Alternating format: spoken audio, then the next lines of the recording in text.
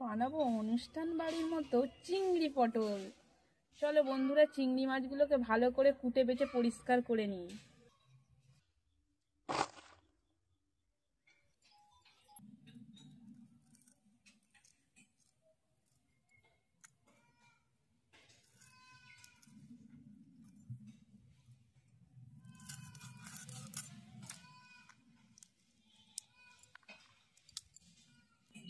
বন্ধুরা, পিঠেতে এই নোংরাটা আছে, এরম ভাবে টেনে আপনারা বের করে দেবেন। বন্ধুরা, চিংড়ি মাছের মাথায় একটা এরকম নোংরা থলি থাকবে, এটাও বের করে। এভাবে আমি কেটে বেছে পরিষ্কার করে নিয়েছি। আমি এখানে কুমড়োগুলোকে এরম করে কেটে নিয়েছি, আর পটলগুলোকে এক সির করে বাদ দিয়ে এক সির রেখে আমি কেটে নিয়েছি 2 পিস করে। আলুগুলোকে এরকম বড় বড় পিস করে কেটে নিয়েছি। পেঁয়াজ কুচিয়ে নিয়েছি। টমেটোগুলোকে ছোট ছোট করে কেটে নিয়েছি। আমি আদা রসুনগুলোকে আমি ছাড়িয়ে রেখেছি। আমি আদা রসুনগুলোকে শিলেতে ভালো করে বেটে নেব।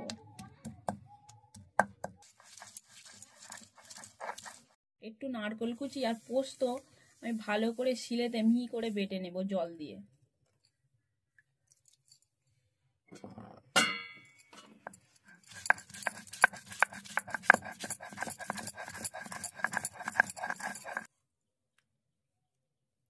বন্ধুরা, আপনারা চাইলে নারকেলের দুধটাও দিতে পারেন বের করে।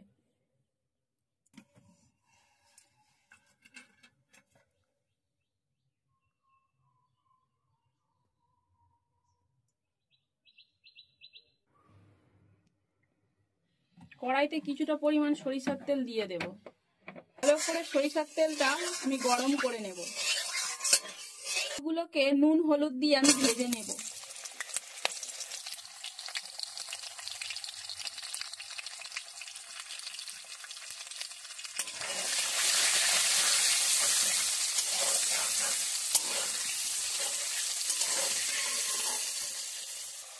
আলুটা একটু হালকা ভাজা হয়ে গেলে কুমড়োটাও ওর সঙ্গে ভেজে নেব।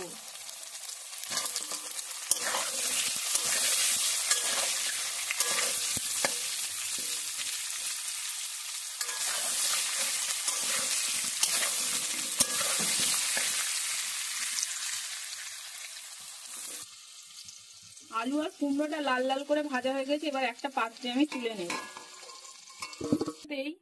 আমি ওই তেলেতেই পটলগুলো নুন দিয়ে ভেজে নেব।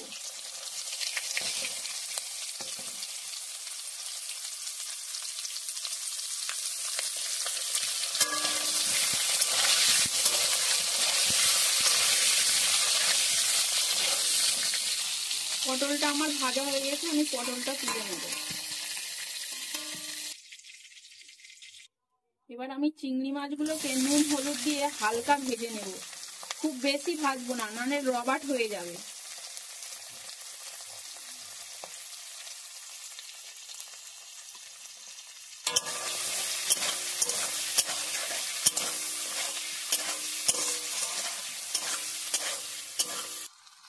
চিংড়ি মাছগুলো আমি এরকম হালকা করে ভেজে নিয়েছি। এবার আমি তুলে নেব।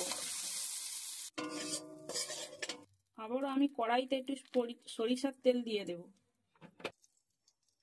তেলটা গরম হয়ে গেলে দুটো তেজপাতা, দুটো শুকনো লঙ্কা আর জিরে ফোড়ন দিয়ে দেব। দুটো এলাচ, দুটো লবঙ্গ আর দুটো দারচিনি দিয়ে দেব তেলেতে। পেঁয়াজ কুচি, আদা রসুন বাটা,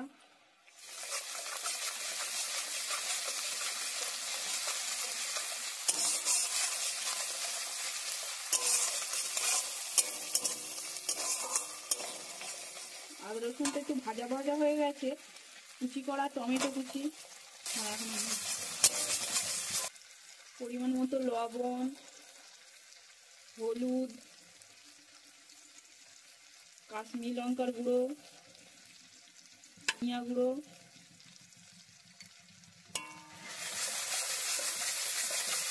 দিয়ে ভালো করে মশলাটাকে এইভাবে কষিয়ে নেব।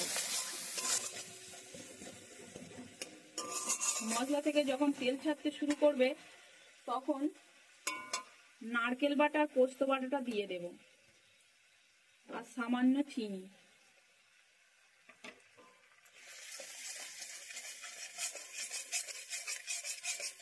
খুন্তির সাহায্যে আমি এইভাবে ভালো করে মশলাটাকে কষিয়ে নেব।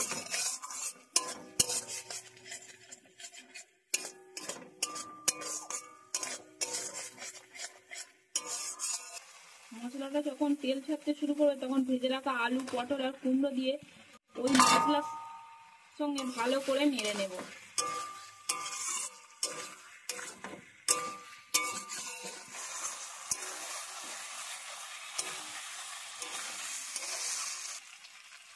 মশলার সঙ্গে আলু, কুমড়ো, পটল কষা হয়ে গেলে ভেজে রাখা চিংড়ি মাছটা দিয়েও আমি একটু 2 মিনিট নাড়িয়ে নেব।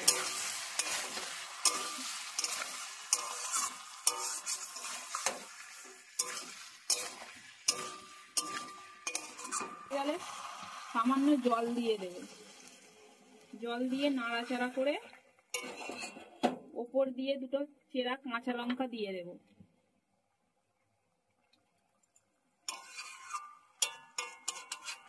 পাঁচ মিনিট মতো ঢাকা দিয়ে ফুটিয়ে নেব। উপর দিয়ে সামান্য গরম মশলা আর 1 চামচ ঘি দিয়ে নাড়াচাড়া করে নিলেই আমাদের পটল চিংড়ি একেবারে রেডি। আমি ধোঁয়া ওটা ভাতের সঙ্গে খেয়ে দেখব।